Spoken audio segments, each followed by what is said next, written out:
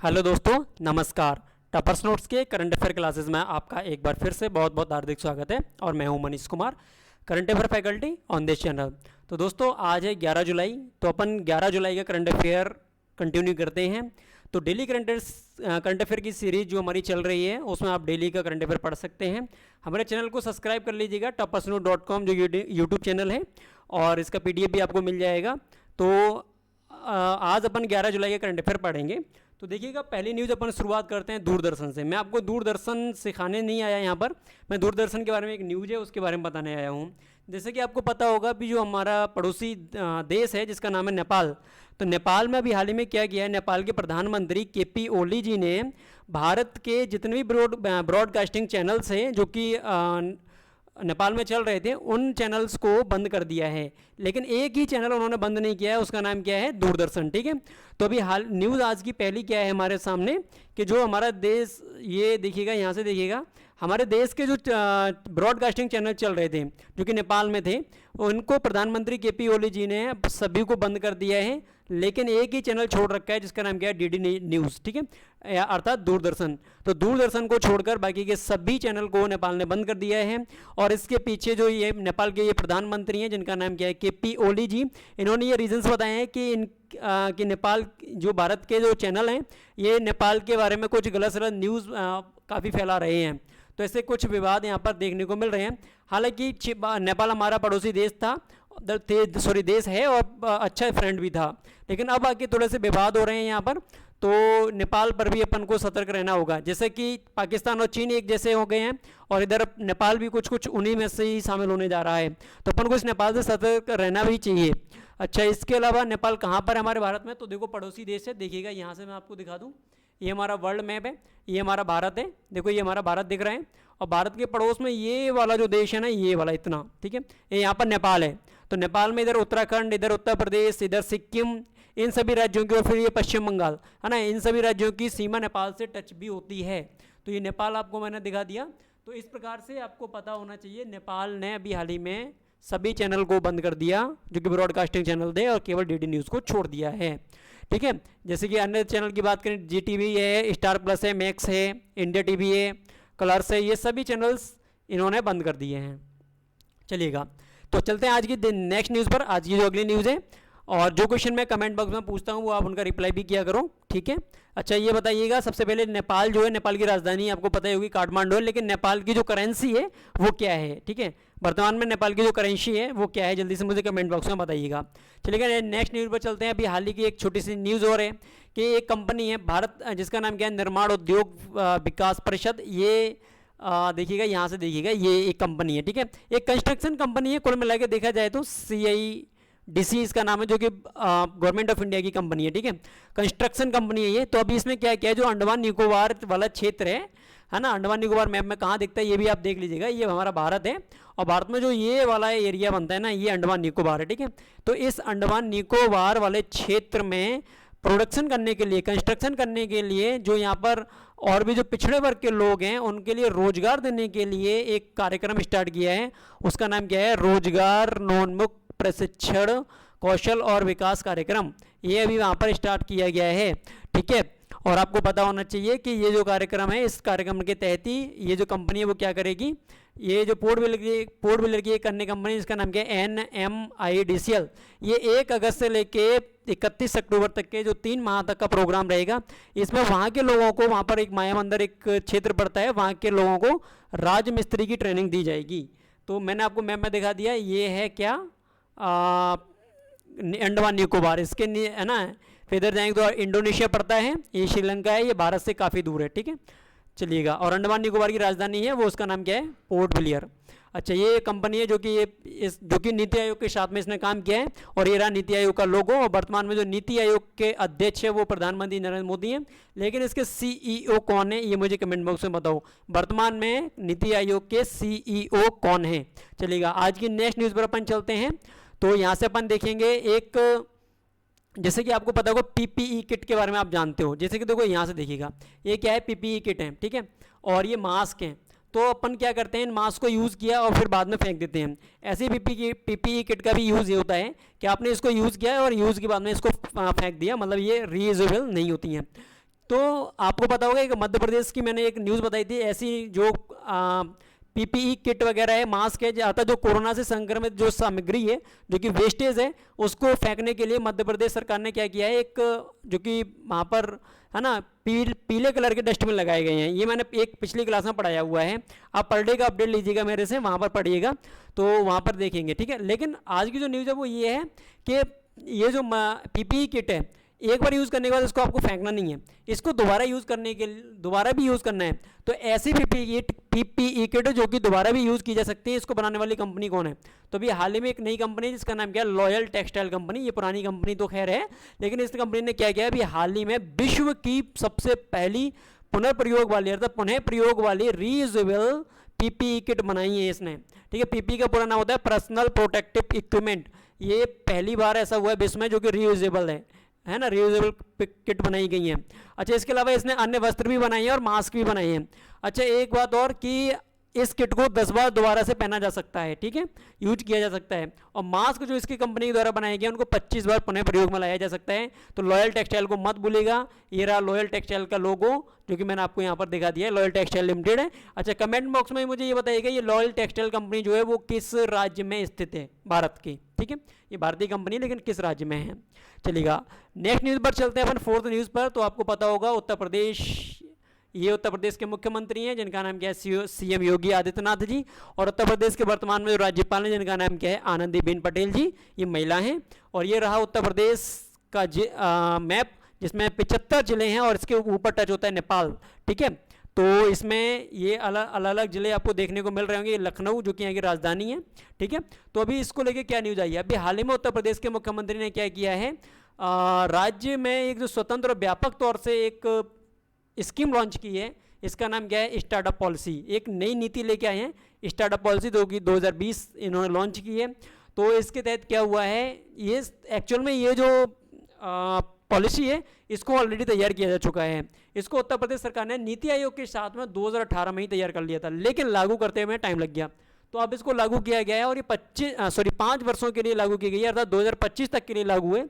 और इसका उद्देश्य क्या है इस पॉलिसी का कि 5 वर्षों में अर्थात 2025 तक लगभग प्रदेश में 10,000 नए स्टार्टअप तैयार करने। स्टार्टअप क्या होते हैं, नए स्टार्टअप का मतलब होता है नए नए बिजनेस स्टार्ट करना, नए नए ना जो स्टार्टअप्स होते हैं जो गवर्नमेंट एनजीओ के तौर पे काम करते हैं, तो उनको चलाना है, यहाँ पर 10,000 ओपन करने हैं। तो ये रहे यूपी का मैप और ये यूपी के सीएम, ठीक है। और ये स्टार्टअप पॉलिसी का लोगो जो कि लॉन्च किया गया है, स्टार्टअप पॉलिसी, ठीक है। इसमें कई तरह के बिजनेस शामिल कर लिए जाते हैं, है ना, कई तरह के बिजनेस होते हैं इसमें, तो उनको चलाया जाता है। चलिएगा नेक्स्ट न्यूज़ पर अपन चलते हैं। अब भी देखो मैंने एक 7 तारीख के करंट अफेयर में पढ़ाया था इस रीवा के क्षेत्र के बारे में कि रीवा के क्षेत्र में क्या हो रहा है। ये मध्य प्रदेश में रीवा क्षेत्र पड़ता है जो कि विंध्य क्रम के क्षेत्र में पड़ता है, ये विंध्याचल पर्वतमाला के क्षेत्र में। इसमें अभी हाल ही में क्या हुआ है, सोलर पार्क प्रधानमंत्री नरेंद्र मोदी ने इसका उद्घाटन किया है जो कि 10 तारीख अर्थात 10 जुलाई को किया गया उनके द्वारा। और आपको पता होना चाहिए ये 15 लाख, अब इससे क्या फ़ायदे होंगे, है ना, इससे जो फ़ायदे होंगे वो क्या हैं, तो 15 लाख टन CO2 के बराबर कार्बन उत्सर्जन को ये कम कर देगा। तो ये एशिया का सबसे बड़ा है सोलर पार्क। और मैंने कमेंट बॉक्स में आपसे पूछा भी था कि विश्व का सबसे बड़ा कौन सा है। ये फिर से मैं आपसे क्वेश्चन पूछता हूँ, विश्व का सबसे बड़ा सोलर पार्क कौन सा है, ये मुझे बता दीजिएगा। और इससे क्या क्या फ़ायदे होंगे, एक तो ये फ़ायदा होगा ही होगा, साथ ही साथ इससे जो MP की जनता है वो तो इससे बिजली लेगी ही, है ना, इलेक्ट्रिसिटी उसका प्रयोग करेगी। लेकिन इसके अलावा दिल्ली मेट्रो जो है वो भी इससे 24%, इसका जितना भी यहाँ से बिजली उत्पादन होगी उसका 24% हिस्सा दिल्ली मेट्रो भी यहाँ से बिजली लेगी। चलिएगा, तो ये रहा भारत। और भारत में ये कहाँ पर दिखता है ये भी आप देख लो, ये भारत है और देखो इसमें थोड़ा सा ये इस वाले एरिया में कुछ मिलेगा, ठीक है, यहाँ पर इस तरफ, यहाँ पर इसको लॉन्च किया गया है। चलिएगा फिर अपन आगे चलते हैं। और ये इसको लॉन्च किया है वो किसने किया है, वीडियो कॉन्फ्रेंस के जरिए किया है इन्होंने। ये प्रधानमंत्री नरेंद्र मोदी हैं, देश के सभी आप जानते हो। और CO2 को ये लगभग 15 लाख टन CO2 को कम कर देगा प्रत्येक वर्ष ये प्रोजेक्ट, ठीक है। तो बहुत ज़्यादा बेनिफिट है और इससे हमारा भारत आत्मनिर्भर भारत भी बनेगा और कई अन्य बेनिफिट भी मिलेंगे। चलिएगा नेक्स्ट न्यूज़ पर अपन देखेंगे। अभी हाल ही में क्या किया है, आपको पता होगा भारत सरकार ने 59 चीनी ऐप पर प्रतिबंध लगाया था और भारत की सेना इंडियन आर्मी ने भी 89 ऐप पर प्रतिबंध लगाया था, ये आपको पता ही है, ठीक है, पिछली क्लास में मैं आपको पढ़ा चुका हूँ। लेकिन अब इसकी जगह नए नए ऐप आ रहे हैं। तो एक ऐप जो कि डॉक्यूमेंट स्कैनर ऐप है, जिसका नाम क्या है, कैम स्कैनर। देखो ये रहा, ठीक है, ये कैम स्कैनर ऐप है जो कि डॉक्यूमेंट इससे स्कैन किए जाते थे। तो इस ऐप की जगह पर भारत ने एक नया ऐप लेके आए हैं। उस ऐप का नाम क्या है, भारत स्कैनर ऐप, ये है नया। तो आपको पता होना चाहिए, कैम स्कैनर की जगह नया जो भारत ऐप, अर्थात ये पूरी तरह से भारत का बना हुआ ऐप है, इसका नाम क्या है, भारत स्कैनर ऐप, ये लाया गया है। तो ये थी आज की न्यूज़, ये मेड इन इंडिया ऐप है, ठीक है। चलिएगा, फिर अपन चलते हैं अगली न्यूज़ पर। तो यहाँ से अपन देखेंगे, हाँ जी, ये एक अच्छी न्यूज़ आपको देखने को मिल रही होगी। ये देखो PIA है, अर्थात ये पाकिस्तान का एयरलाइंस है। तो इसमें क्या किया गया है, अमेरिका ने अभी हाल ही में पाकिस्तान एयरलाइंस चार्टर के जो प्लेन है उनके उड़ने पर रोक लगा दी। क्यों लगा दी, वो इसलिए लगा दी, अमेरिका ने ऐसा बोला है कि जो यहाँ पर पायलटों को जो सर्टिफिकेट दिए जा रहे हैं वो फर्जी हैं। लगभग एक महीने में 30 से ज़्यादा कुछ ऐसे पायलट यहाँ पर देखे गए जिनके पास फर्जी सर्टिफिकेट था। तो फर्जी सर्टिफिकेट वाले पायलट यहाँ पर प्लेन उड़ा रहे हैं। इसलिए अभी हाल ही में अमेरिका ने PIA पर रोक लगा दी है कि कोई भी यहाँ पर इंटरनेशनल फ़्लाइट नहीं उड़ेगी पाकिस्तान की, ऐसा बोला है, जो कि अमेरिका के लिए जाती है, इसलिए कोई भी नहीं उड़ेगी यहाँ पर, ठीक है। चलिएगा, तो ये अमेरिका के राष्ट्रपति जिन्होंने मना किया है, और ये रहे कौन, पाकिस्तान के प्रधानमंत्री। तो इनका नाम आपको पता होगा, इनका नाम क्या है, इमरान खान। इमरान खान एक वर्तमान में भारत देश के प्रधानमंत्री तो हैं ही, लेकिन ये किसी एक खेल से भी संबंधित हैं। तो ज़रा मुझे कमेंट बॉक्स में बताइएगा कौन सा खेल ये खेला करते थे। उस खेल के ये अंतर्राष्ट्रीय प्लेयर भी रह चुके हैं। चलो खैर, मैंने बताई थी अंतर्राष्ट्रीय क्रिकेटर, मतलब क्रिकेट से संबंधित है ये, ठीक है। चलिएगा, इमरान खान। चलिएगा, फिर अपन चलते हैं अगली न्यूज़ पर। अच्छा, एक और बात, ये जो प्रधानमंत्री हैं, इनसे पहले यहाँ पर जो प्रधानमंत्री थे वो बताओ उनका नाम क्या है, ठीक है, और उनको जेल हुई थी, क्यों हुई थी। चलिएगा, अगली न्यूज़ पर चलते हैं। अभी हाल ही में क्या किया है, एक इसके लिए देखो, इस न्यूज़ के लिए मैंने एक अलग से वीडियो बनाया हुआ है। आप जाइएगा कमेंट बॉक्स में, आप जाइएगा हमारे यूट्यूब चैनल पर, और वहाँ पर जाके देखिएगा। इस पर मैंने एक अलग से वीडियो बनाया है, जिसकी अभी कजाकिस्तान में एक नई बीमारी निकली है जिसका नाम है अज्ञात निमोनिया। वहाँ पर मैंने डिटेल से समझाया है कि निमोनिया क्या है, कैसे निमोनिया फैलता है, लक्षण क्या होते हैं, है ना, ये बीमारी कहाँ से आई, कैसे आई, वो मैंने सब आपको वहाँ पर समझाया हुआ है। वहाँ पर जाके आप पढ़ लीजिएगा, ठीक है। तो ये है एक महामारी, एक अच्छी महामारी फैला सकती है, ये नई बीमारी है। 1700 से ज़्यादा अभी इसके यहाँ पर मौत हो चुकी हैं, है ना, और कई केसेस यहाँ पर देखने को मिल रहे हैं लगातार।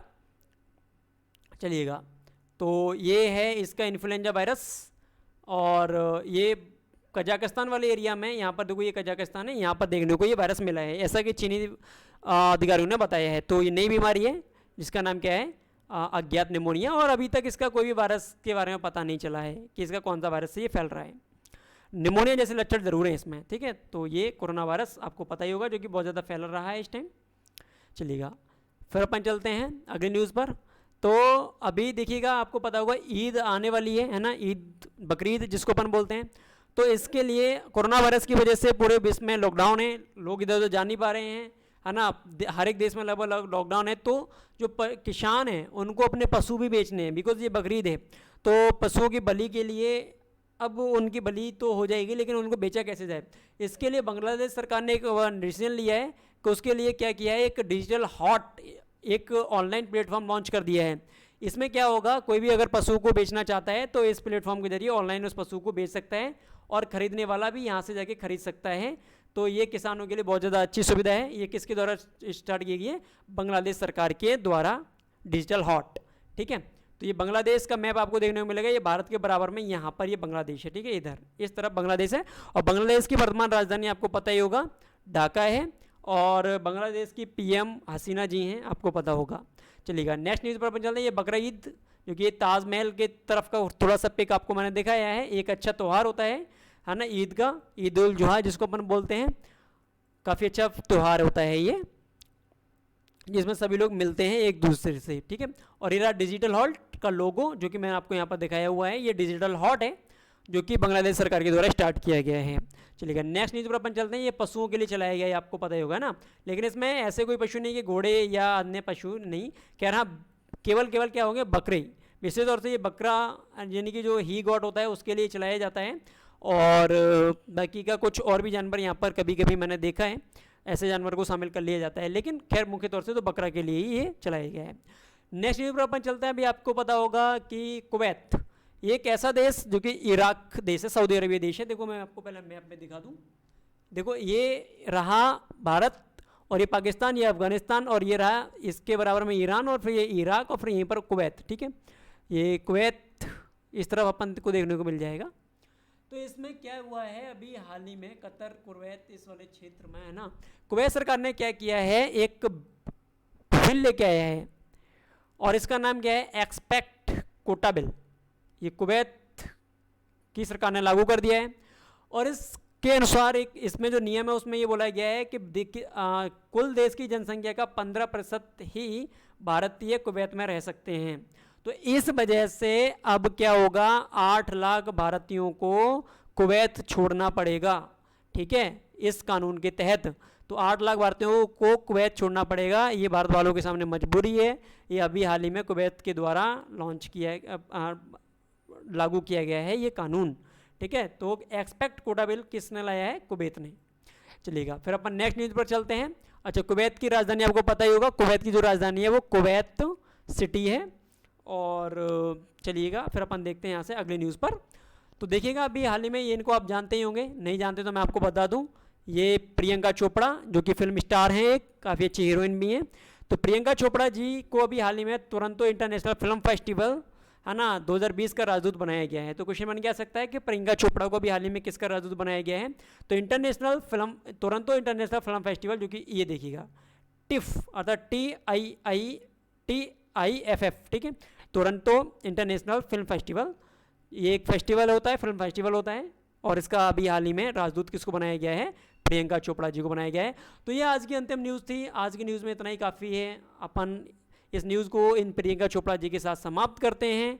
और प्रियंका चोपड़ा की जी जो शादी हुई है वो किसी अन्य देश से हुई है, ज़रा मुझे कमेंट बॉक्स में बताइएगा कहाँ से हुई है उनकी शादी। और फिर अपन चलते हैं, अब कल होगा 12 जुलाई, तो अपन कल 12 जुलाई का न्यूज़ पढ़ेंगे। तो आज की न्यूज़ के लिए इतना ही बहुत है। आज के लिए बहुत बहुत धन्यवाद। चैनल को लाइक कीजिएगा, सब्सक्राइब भी कीजिएगा और